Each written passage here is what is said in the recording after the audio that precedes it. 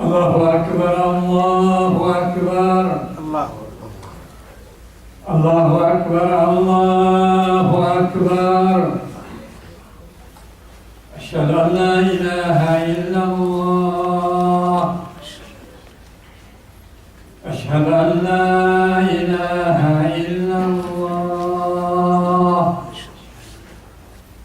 أشهد أن محمدا رسول الله أشهد أن محمدا رسول الله حي على الصلاة حي على الصلاة حي على الفلاح حي على الفلاح الله أكبر الله أكبر لا إله إلا الله لا إله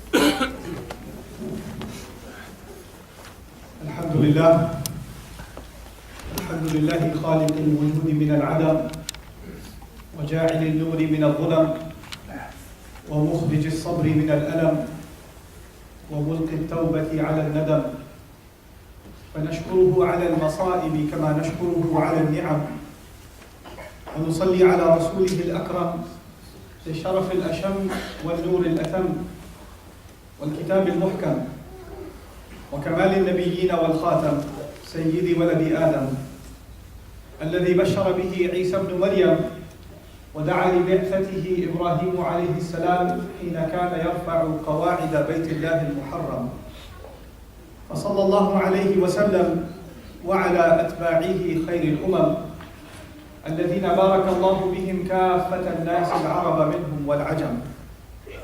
الحمد لله الذي لم يتخذ ولدا ولم يكن له شريك في الملك ولم يكن له ولي من الذل وكبره تكبيرا. الحمد لله الذي أنزل على عبده الكتاب ولم يجعل له عوجا.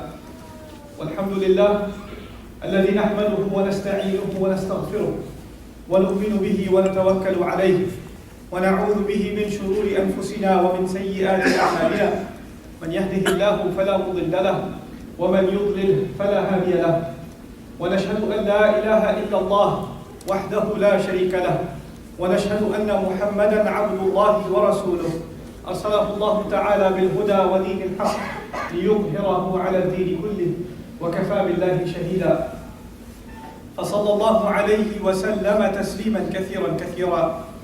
ثم أما بعد فإن أصدق الحديث كتاب الله وخير الهدي هدي محمد صلى الله عليه وسلم وإن شر الأمور محدثاتها وإن كل محدثة بدعة وكل بدعة ضلالة وكل ضلالة في النار. يقول سبحانه وتعالى في كتابه الكريم بعد أن أقول أعوذ بالله من الشيطان الرجيم أو كالذي مر على قرية وهي خاوية على عروشها قال أنى يحيي هذه الله بعد موتها فأماته الله 100 عام ثم بعثه قال كم لبثت؟ قال لبثت يوما أو بعض يوم. قال بل لبثت 100 عام فانظر إلى طعامك وشرابك لم يتسنه وانظر إلى حمارك ولنجعلك آية للناس وانظر إلى العظام كيف ننشزها ثم نكسوها لحما فلما تبين له قال أعلم أن الله على كل شيء قدير. رب اشرح لي صدري ويسر لي أمري واحلل عقدة من لساني يفقه قولي واللهم ثبتنا عند الموت بلا إله إلا الله واللهم اجعلنا من الذين آمنوا وعملوا الصالحات وتواصوا بالحق وتواصوا بالصبر آمين يا رب العالمين. In today's brief khutbah, inshallah, I'll be sharing with you some thoughts about a very beautiful ayah of Surah Al-Baqarah. This ayah is a long one and it occurs towards the end of Surah Al-Baqarah. And the ayat of the Quran, they are connected to each other. Allah Azza wa Jalla teaches lessons one after the other and they build one on top of the other. So this entire discussion actually begins in one sense with Ayatul Kursi, where Allah Azza wa Jal describes His own glory. Thereafter, Allah Azza wa Jal describes how truth and falsehood are separate from each other and they can never be confused from each other. قَدْ تَبَيَّنَ الرُّشْدُ مِنَ الْغَيِّ. After that, Allah Azza wa Jal gave us this beautiful expression of how Allah is always going to be there and has always been there to aid believers.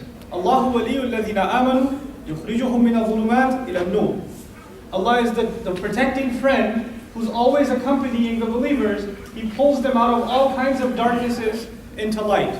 So Allah's aid is always there. After Allah makes this point about His aid, Allah gave us two, you can call them examples. So that you can not just think about Allah's help in theory, but you can actually think of a living example of how Allah helps. So the first example Allah gave was of Ibrahim alayhi salam. And when He gave His example, He says, about Ibrahim alayhi salam, and He says to Allah, كَيْفَ تُحْيِي الْمَوْتَى? How do you bring the dead back to life? And Allah Azza wa Jalla asked him, أَوَلَمْ تُؤْمِنْ? Don't you already believe? And then Allah helped him even in the matter of that question, and He showed him how Allah brings the dead back to life. But the second example, which is what this khutbah is about, is again, how does Allah help believers? How does Allah answer the questions and the confusions of believers? How does He do so? Is in this ayah. In order to understand this ayah, first of all, I'll try to offer you a brief translation of at least some parts of the ayah, and then we'll talk a little bit about the historical backdrop. أو كالذي مر على قرية وهي خاوية على عروشها. Or give the example of someone like the person who passed by a town. Al-Qarya, typically in Arabic, كثير السكان, Ibn Mandur says. Something that has a lot of people. A Qarya is supposed to be a place where a lot of people used to live or still live. Okay? So if it's less populated, it's not called Qarya. If it's very, very populated, then it's called a Qarya. So this is a place where you expect a lot of people to be living there. What that means is the streets are all bunched together. There are no empty lots, houses on top of houses. It's this congested city. But he goes there, but he finds instead of it being full of people, وَهِيَ خَاوِيَةٌ عَلَى عُرُوشِهَا, it is turned over on its roofs. And this is also an image in the Quran. Let's understand this image. The literal example of a town being turned over on its roof, that's not what's being said here. You see, in the Arabic language, the urush are the top part of the roof of a building. The inside is a ceiling, the top is a roof, right? So this is talking about the top of a building. This nation was destroyed for some reason, maybe because of a war, maybe because of an earthquake. We'll see the reasons a little bit later. But when this nation was destroyed, of course, when a nation goes through war or through a natural disaster, there's damage to the buildings. And there's, the infrastructure is damaged, especially if it's so bad that nobody can live there anymore. So nobody's taking care of these buildings. This entire city is abandoned, and there's nobody, keeping up. So what happens, the first thing to go is the roof.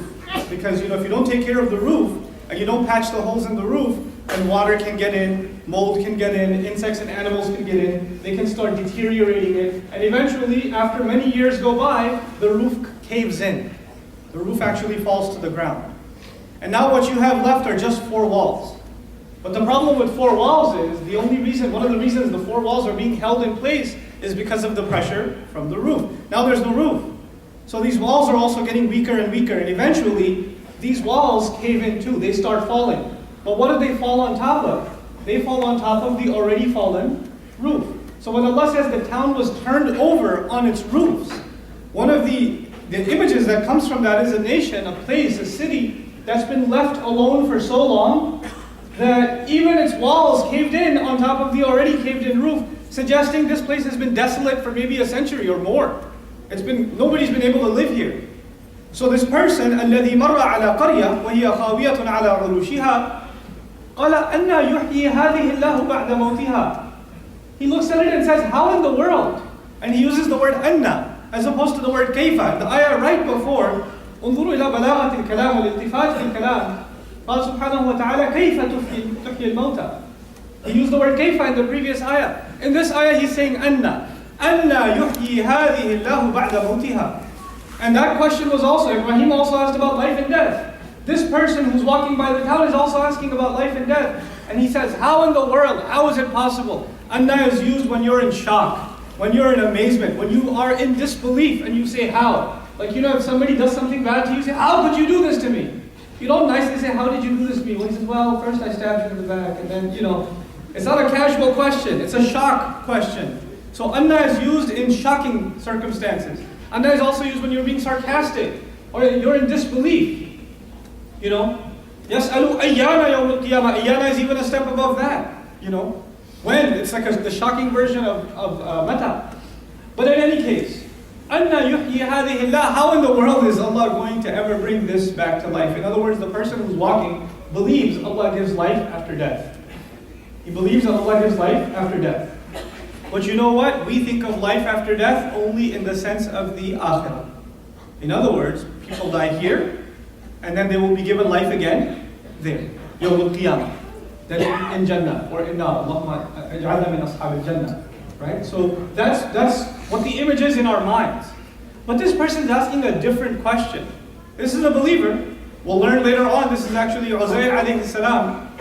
And he's actually not only asking about Yawm al-Qiyamah, he believes in that already. But there's another promise of Allah. There's another promise of Allah. And it doesn't have to do with life and death of a person in this earth. It actually has to do with the lives and deaths of nations, as we will see. He's not talking about a person who's lying there dead. He's talking about an entire nation that died. It's just a dead city. It's just ruins. And he looks at that and says, how can Allah bring this back? This civilization is gone. Their day has passed. This is just ruins. Imagine if you're going to like the Mayan temples or something, or you go to Egypt and you see the ruins of the pharaohs or whatever. Then obviously you're going to say, the pharaohs are not coming back. That's done. That's like ancient history. That's the view he has of this city. You understand? This is the point he's making. فَأَمَاتَهُ اللَّهُ مِئَةَ عَامٍ ثُمَّ بَعَثَهُ. So Allah gave him death for 100 years, and He raised him back to life. Now he was asking about the life and death of a city, and Allah Azza wa Jal gave himself death for 100 years, and then He woke him up. لَمْ يَقُلْ ثُمَّ أَحْيَاهُ ثُمَّ بَعَثَهُ. Then He woke him up, because as far as Allah is concerned, death is similar to sleep. And it is as easy for Allah to wake you up from death as easy as it is for Him to wake you up from sleep. There's no difference to Him, subhanahu wa ta'ala. You see in Surah Al-Kahf, when the people of the cave were sleeping, ثُمَّ بَعَثْنَاهُم. Not أَحْيَيْنَاهُم, بَعَثْنَاهُم, because they were sleeping. We woke them up, we raised them, And here you find ثُمَّ بَعَثَهُ بَعْدَ الْمَوْتِ. This is why even when we go to sleep, we make the dua. Or when we wake up, Alhamdulillah الَّذِي أَحْيَانَا بَعْدَمَا أَمَاتَنَا. Alhamdulillah, the one who gave us life after He had given us death. Even though what we're saying is, Alhamdulillah, the one who gave us sleep and is now allowing us to wake up. But we are to remember the connection between sleeping and waking up and dying and coming back to life. So Allah raises this man back to life after 100 years. قَالَ كَمْ لَبِثْتَ. He asked him, how long were you down? How long were you staying here? قَالَ لَبِثْتُ يَوْمًا أَوْ بَعْضَ يَوْمٍ. He said, I stayed a whole day. No, I think, one day is too long. Probably part of a day, maybe a couple of hours. In other words, you imagine if you use the word yawm, then what you're talking about then is when Allah gave him death, it was morning time. And when He woke him up 100 years later, it's like afternoon time. So in his head, only a couple of hours went by.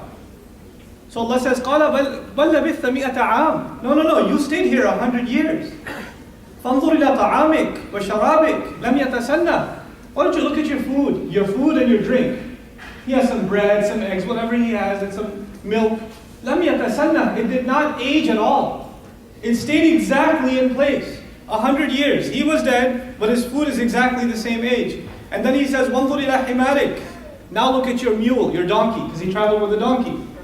Now the donkey, is 100 years, it received a natural death. In other words, it deteriorated, insects ate from its corpse, it's left to just bones, and the bones have decayed also. Half of those bones, you can't even tell where they are anymore because they're scattered. Some ruins, maybe a skull or some bones are lying there.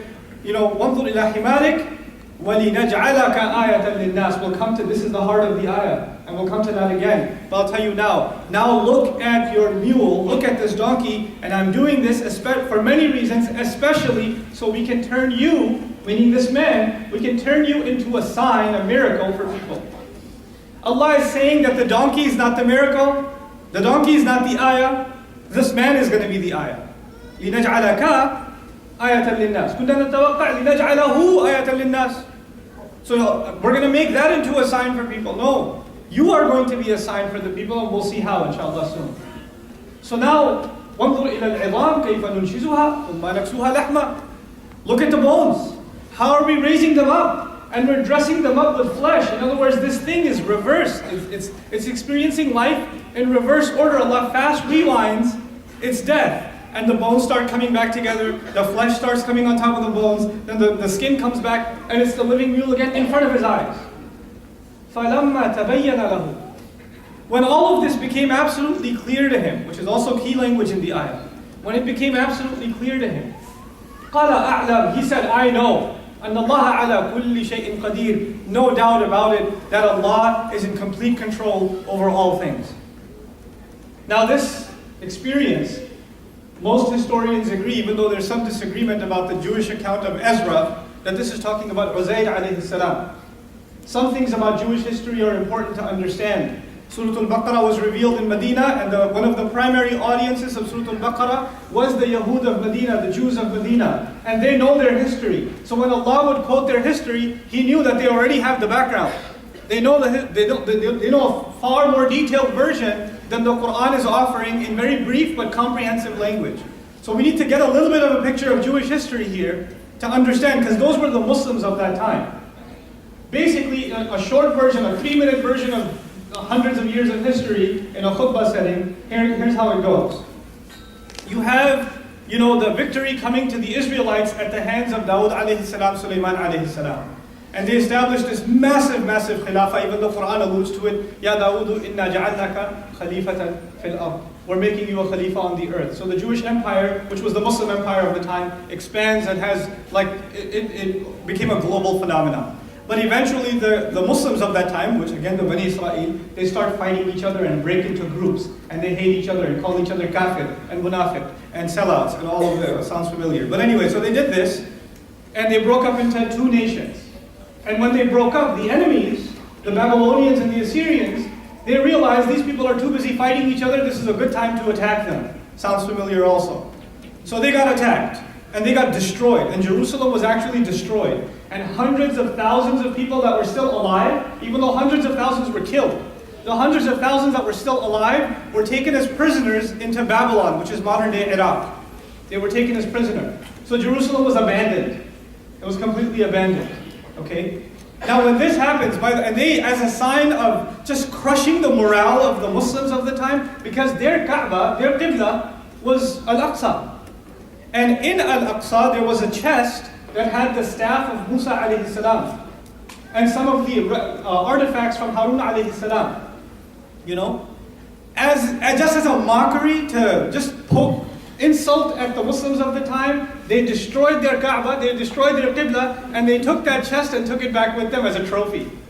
They took it with them. How humiliated and how demoralized the Muslims were of the time. And they're living as slaves, and many, many years go by. Some even say centuries go by. And these people, now they're living under this master's rule in Babylon, and the masters were pagans. They worshipped all kinds of things. They had all kinds of mythologies. But the people of Islam, the people of Bani Israel, they were people of Tawheed, but their religion started getting corrupted. So not only are they living as slaves, now mentally and in their thinking, they've also adopted practices of the mushrikun. They've adopted practices that have nothing to do with Islam. Their thinking about Islam is not as pure as it used to be. And then the Tawrat itself. We have Quran, they had Tawrat. The Tawrat itself is lost. It's lost. They rip up all of the copies, their owners. And the few Hufaz that were left, they disappear. So Tawrat is basically gone from these people. So their Islam, their religion has been taken from them. Their land has been taken from them. But you can say their identity has been taken from them. And in that context, Allah sends them a prophet, Uzair alayhi salam, who is now passing by Jerusalem, which he knows is the capital of Islam at the time. This is the haram of the time. And he looks at this destruction and he says, how in the world is this ummah going to come back? This ummah is done. They're finished. They don't even have their book anymore. They don't have any unity anymore. They're living as slaves. This nation's time is gone. And Allah Azza wa Jal gave him death for 100 years and rose him back to life. In other words, Allah Azza wa Jal is teaching us that just like we believe that Allah controls life and death of one person, of one person, Allah controls life and death of an entire nation. He controls the life and death of an entire nation. And so when Allah teaches him this lesson, and he wakes up, and he sees this, he experienced this personally, but his question was, how will the ummah make a comeback? How will the Muslims ever come back to where they're supposed to be? I cannot see it. Politically, it's impossible. Economically, it's impossible. Statistically, impossible. Educationally, it's impossible. Look at their situation. It's not getting better every day. It's getting worse every day. So I don't see how this is ever going to happen. Those days are long gone, and Allah taught him this lesson. So when he gets up, he says, أَنَّ اللَّهَ عَلَى كُلِّ شَيْءٍ قَدِيرٌ. I know now for sure Allah can do everything. In other words, Allah doing everything doesn't just include my life and death, but the entire ummah's life and death. SubhanAllah. This is the lesson he learned. And now look at what Allah Azza wa Jalla said. When he said that I'm going to raise the donkey, the mule, back to life, he paused. There's an iltifat in the ayah, there's a jumla istiqnafiyya. وَلِنَجْعَلَكَ آيَةً لِلنَّاسِ. So that we can make you a sign for the people. When people meet you, they are going to be reminded of the ayat of Allah. Why? Because a messenger, a prophet, who he was a prophet. And he, by the way, the history is he went back to Babylon and he preached to the Muslims. And he actually recollected the Torah. And under his leadership, they fought against the Babylonians and they were able to free Jerusalem once again and populate it once again. That's a brief version of that history. But it all began with that one incident when one person believed in Allah, Allah's ability to bring the nation back to life. Someone who holds the mimbar, which was the prophets of that time, it was absolutely necessary for them to believe that Allah Azza wa Jal will make things better, no matter how bad they look. No matter how bad they look. I started telling you in the beginning, one of the earlier lessons, that this is a case study of Allahu waliyul ladina amanu yukhrijuhum min al-dhulumati ila an-nur. That is not theory. We're not learning a theoretical ayah when Allah says Allah is the protecting friend who accompanies the believers and He pulls them out of darknesses into light. Anyone who represents the sunnah of the prophets, not just one, of all the prophets, alayhimu salatu wassalam, then they have to be optimistic. They have to have a perpetual optimism. They have to believe Allah can bring anything back to life. So our conversations are not supposed to be overwhelmed with the problems. Oh, this is going wrong, this is never going to get fixed, this is hopeless, this is hopeless, this is hopeless. I've alhamdulillah, born in a Muslim family, been around Muslims my entire life, and I can tell you, most of our dinner conversations are about how bad things are. And they begin and end with, there's no hope, man, this is only getting worse. Oh, we've seen this before. There's no hope. No hope, no hope, no hope. And you keep that up. You keep that up because you are confirming your disbelief in Allah being capable over all things. You don't even realize it. You think Allah's control over all things has to do with the trees and the sky and the birds, and it doesn't have to do with us. It has to do with us. This is the lesson he's being taught. The Prophet doesn't know that Allah is in control over all things. Obviously, Uzair alayhi salam knows that Allah gives life to the dead. Uzair alayhi salam knows that Allah controls everything. Uzair alayhi salam knows Allah brings people out of darkness into light, but he didn't connect that idea to the current problem. These are two separate ideas that are in our head. They're not connected. We have to connect our understanding of reality with the word of Allah. They're not two separate things. You see? We have to see the world through the lens of Allah's words. And then our perspective changes. Then people ask me, wherever, so Brother Nouman, do you have any hope in the Muslims? Do you have any hope? I was like, yeah, of course. And they say, how? How do you have hope? How do you not? You read the Quran, don't you? How do you not have hope? How are you depressed? How are you looking at the seen world, the seen reality, and you are judging what Allah is capable of based on a shahada? He's alimul ghaybi wa shahada. He's the knower of the unseen and the seen.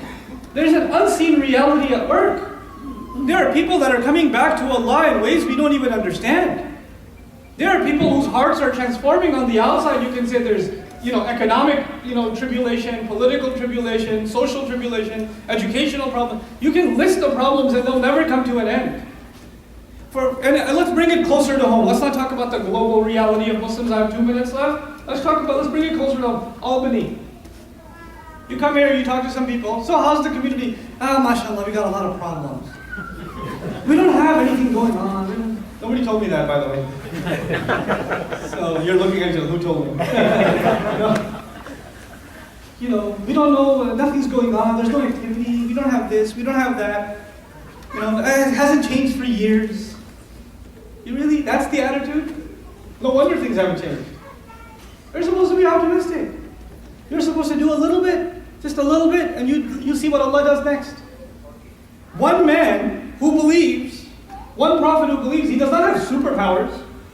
He is just there to instill optimism into people. Remember how Allah brought my animal back to life? Allah will bring us back to life, don't worry. He becomes an ayah for the people. He becomes a reminder for the people. He's a source of motivation and rejuvenation for the people. That's what you're supposed to be for the people around you. People around you are not supposed to become more depressed. They're supposed to become more optimistic. That's how, this is unfortunate reality today. There's this twisted impression of religion. The more religious a person gets, the more depressing they are. It's depressing to be around them. Where did we get this from? People that get closer and closer to Allah, you want to be around them because there's a happiness to them. There's a tranquility in them. There's a peace in them. There's an optimism in them. That's infectious. It just carries over. That's what's supposed to be the case. This is what we're learning in this remarkable ayah. Through the stories of the prophets, Allah Azza wa Jalla has given us remarkable hope. Just absolutely incredible hope. And if you study that history, you realize if you think things are bad for the Muslims now, you ain't seen nothing. Banu Israel saw a lot worse. We never had a time where the Quran was lost. We never had that. Can you imagine that calamity? We never had a time where, even though briefly that did occur, but we never had a time where the Qibla is just taken apart for centuries and nobody can go, don't even know what the Qibla is anymore, what Makkah is anymore. We never had that problem. And Allah brought them back from that. From that Allah returned them. Why do you and I believe that our corruption is too far gone, the Muslims are beyond hope, the only thing that can happen now is Allah will just replace us with someone else because we're useless. Stop talking like this. If you talk like this, Allah will say, fine, I'll give you what you want. You're asking for it. May Allah Azza wa Jal make us a people of optimism and especially instill that optimism into the generation that is coming. May Allah Azza wa Jal make us a people who hold on to the best of this book and are able to deliver its message in a sincere and honest way. Barakallahu li wa lakum fil Qur'an al-Hakim wa nafa'ani wa iyyakum bil ayat wa dhikr al-Hakim.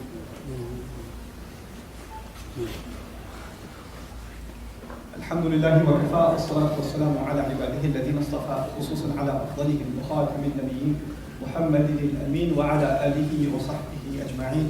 يقول الله عز وجل في كتابه الكريم بعد أن أقول أعوذ بالله من الشيطان الرجيم إن الله وملائكته يصلون على النبي يا أيها الذين آمنوا صلوا عليه وسلموا تسليما اللهم صل على محمد وعلى آل محمد كما صليت على إبراهيم وعلى آل إبراهيم في العالمين إنك حميد مجيد اللهم بارك على محمد وعلى آل محمد كما باركت على إبراهيم وعلى آل إبراهيم في العالمين إنك حميد مجيد عباد الله رحمكم الله اتقوا الله إن الله يأمر بالعدل والإحسان وإيتاء ذي القربى وينهى عن الفحشاء والمنكر ولذكر الله أكبر والله يعلم ما تصنعون أقم الصلاة إن الصلاة كانت على المؤمنين كتابا موقوتا